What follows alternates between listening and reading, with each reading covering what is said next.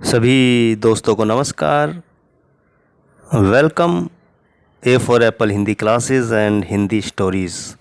तो प्यारे बच्चों, मैं हाजिर हूँ आपकी 9th क्लास की हिंदी की वर्कशीट को लेकर, उसके समाधान और सॉल्यूशन को लेकर। और कार्यपत्रक आपका है वर्कशीट नंबर 8 और दिनांक यानी तारीख है 23 जुलाई 2021। यहाँ आप अपना नाम और यहाँ सब्जेक्ट टीचर का नाम लिख सकते हैं। तो प्यारे बच्चों, आज की जो वर्कशीट है बड़ी अच्छी होने जा रही है, क्योंकि आज की वर्कशीट में आपको ये बताया जाएगा कि हमें अपनी ज़िंदगी में झूठ या दिखावा इन चीज़ों से बचना चाहिए और अपनी मेहनत पर विश्वास करना चाहिए। तो शुरू करते हैं आज की वर्कशीट। हम जिस प्रकार का उद्देश्य और इच्छा शक्ति रखेंगे उसके अनुरूप ही कार्य करेंगे, उसी प्रकार बनेंगे। अगर हम मन में उद्देश्य रख लें कि इस घर में चोरी करना है तो भैया चोरी बनेंगे, है ना। और उसी के तरीके से हम अपने ढंग का कार्य भी करेंगे। तो मन के अंदर उद्देश्य आपका क्या है? डॉक्टर बनना है, कुछ बिजनेसमैन बनना है। तो जो उद्देश्य और इच्छा शक्ति हमारे अंदर होती है उसी के अनुसार हम कार्य करते हैं और उसी प्रकार बनेंगे भी, बनते भी हैं। हमें उपयोगी बनना है या दिखावा करने वाले जीवन को अपनाना है। अब देखिए, ये भी सोचना है कि हमें उपयोगी बनना है या दूसरों की तरह केवल दिखावे वाला जीवन जीना है। यह हमारे ऊपर निर्भर करता है। जीवन की सार्थकता कर्म करने में है, ना कि सिर्फ झूठा दिखावा करने में। आपने कई लोगों को देखा होगा, उनकी जेब में भले ही कुछ पैसे नहीं होते, लेकिन वो दूसरों की चीज़ें दिखा दिखा के दूसरों की कार घुमाएंगे, दूसरों का मोबाइल ले लेंगे, दूसरों के कपड़े पहनेंगे। तो इससे क्या है, आपकी इमेज बनती नहीं है, क्योंकि सच लोगों को पता होता है और पता चल भी जाता है। वो सिर्फ आपके बारे में एक इमेज बना लेते हैं कि एक झूठा आदमी है और दिखावा करता है, इसके पास कुछ नहीं है, ना ये कोई काम धाम करता है। तो जीवन का जो असली मकसद है वो कर्म में है, कार्य करने में है। अपने कर्म को मजबूत बनाओ, बल्कि कोई झूठा दिखावा करने में नहीं। श्रम और शक्ति का सही प्रयोग करके हम सभी अपने और एक दूसरे के जीवन को सुखी और सुंदर बना सकते हैं। तो आदमी जितना मेहनती होगा और लक्ष्य मजबूत होगा, यानी कि उद्देश्य अगर हमारा अच्छा है और उस पर हमारी मेहनत भी है, तो हम अपने और दूसरे के जीवन को भी मजबूत बना सकते हैं, सुखी और सुंदर बना सकते हैं।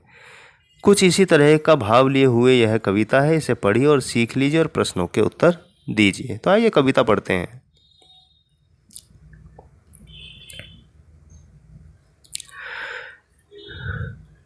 तुम रजनी के चांद बनोगे या दिन के मारतंड प्रखर, एक बात है मुझे पूछनी, फूल बनोगे या पत्थर। अब देखिए कितनी सुंदर बात ये कह रहा है कि तुम रजनी के चांद बनोगे, यानी रात के चांद बनोगे, या दिन के मारतंड। मारतंड होता है सूरज और प्रखर होता है तेज। कि तुम रात के चांद बनना चाहते हो या दिन के सूर्य की तरह तेज चमक लिए हुए बनना चाहते हो। एक बात है मुझे पूछनी, फूल बनोगे या पत्थर। और वो कह रहा है कि मुझे एक बात पूछनी है, भैया तुम्हें फूल जैसा नाजुक बनना है या मजबूत पत्थर जैसा बनना है। तेल फुलेल कीम कंघी से नकली रूप सजाओगे, या असली सौंदर्य लहू का आनन पर चमकाओगे। अब दो ऑप्शन है, या तो तेल क्रीम कंघी से अपना आर्टिफिशियल यानी हम सजते संवरते हैं और चेहरा भले बेकार होता है, लेकिन क्रीम मेकअप करके हम सुंदर दिखना चाहते हैं। फिर दूसरी बात वो कह रहा है कि असली सौंदर्य लहू का आनन पर चमकाओगे, कि असली जो चमक है वो मेहनत की होती है। प्यारे बच्चों, अगर मेहनत आप नहीं कर पा रहे हैं तो फिर आपके चेहरे पर, आँखों में वो आत्मविश्वास, वो सौंदर्य, वो असली लहू की रेखा नहीं चमकेगी। अब आगे देखिए क्या कहता है। पुष्ट देह बलवान भुजाएं, रूखा चेहरा लाल मगर, यह लोगे या लोगे पिचके गाल, सवारी मांग सुघर। तो कहता है कि पुष्ट देह यानी मजबूत शरीर, बलवान यानी मजबूत भुजाएं, रूखा चेहरा लाल मगर। और चेहरा रूखा है, चमक नहीं है, लेकिन लाल है। यह लोगे या लोगे पिचके गाल, सवारी मांग सुघर। वो कहता है कि शरीर मजबूत है, ताकतवर भुजाएं हैं, रूखा चेहरा है, लेकिन चेहरे पर लालिमा है, लाल है, सूर्य की तरह तेज है। कि वो तुम्हें पसंद है, या फिर जो मेकअप करके संवार लेते हैं, मांग अच्छी सजा लेते हैं, गाल चमका लेते हैं, तुम्हें वो पसंद है। आगे कहता है,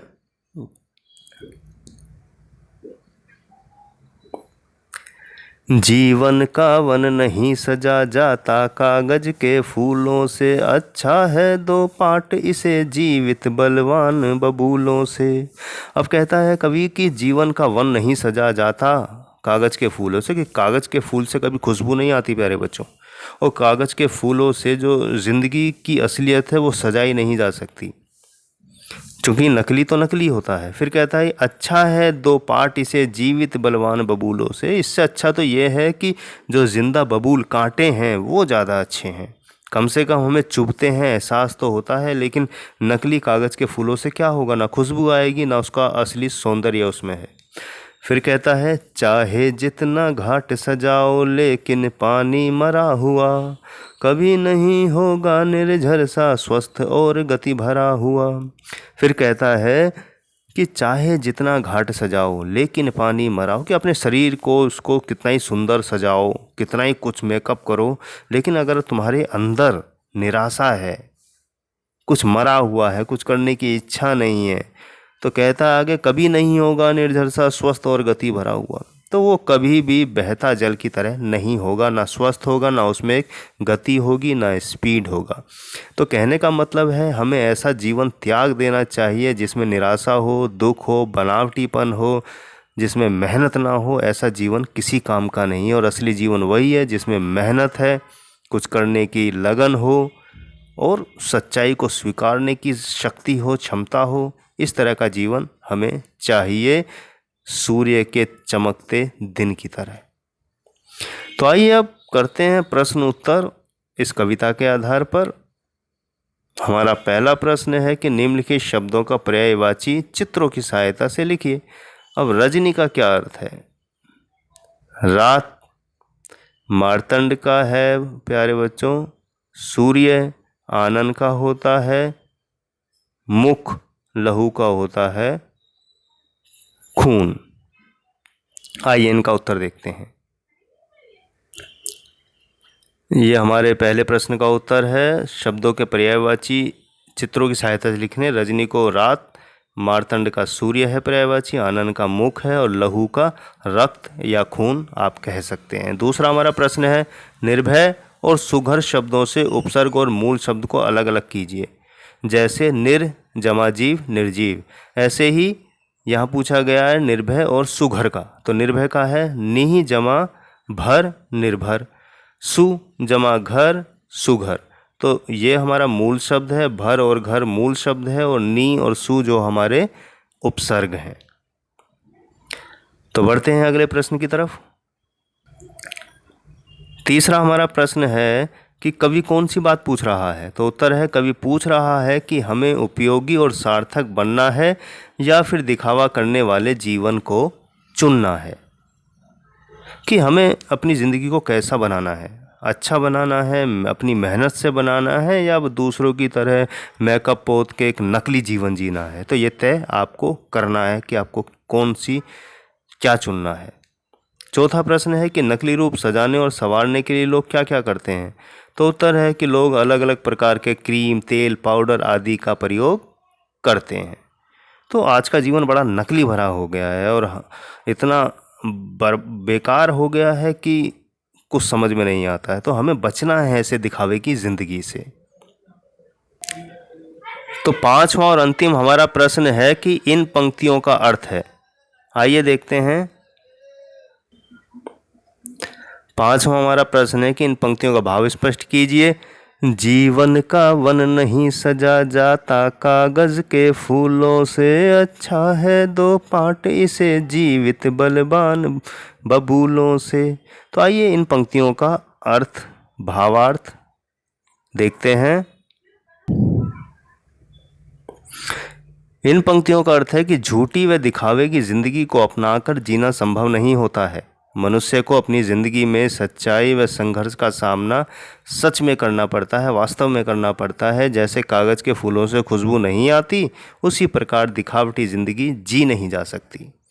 क्योंकि आप दिखावा कितनी देर करेंगे, कितने दिनों तक करेंगे, कितने सालों तक करेंगे, आप खुद उससे ऊब जाएंगे और लोग आपकी बेइज्जती भी करेंगे। तो हमेशा हमें सच का सामना करना चाहिए और जो असली ज़िंदगी है उसे जीने का प्रयास करना चाहिए। अपनी मेहनत लगन से आगे बढ़ना चाहिए। मेहनत और श्रम पर अगर विश्वास करेंगे तो आपके चेहरे पर हमेशा एक चमक और आत्मविश्वास दिखाई देगा। तो इसी के साथ मैं लेता हूँ विदा। उम्मीद है कि आपको आज की ये वर्कशीट समझ आई होगी और आप नकली जीवन और दिखावे की ज़िंदगी जीना पसंद नहीं करेंगे और कभी दिखावा भी नहीं करेंगे। जितना है जैसा है उस पर विश्वास करेंगे, सच्चाई का सामना करेंगे और वास्तविक ज़िंदगी जिएंगे। तो अपना ध्यान रखें प्यारे बच्चों, मास्क लगाकर बाहर निकलें, 2 गज की दूरी का ध्यान रखें, अच्छा खाएं और स्वस्थ रहें।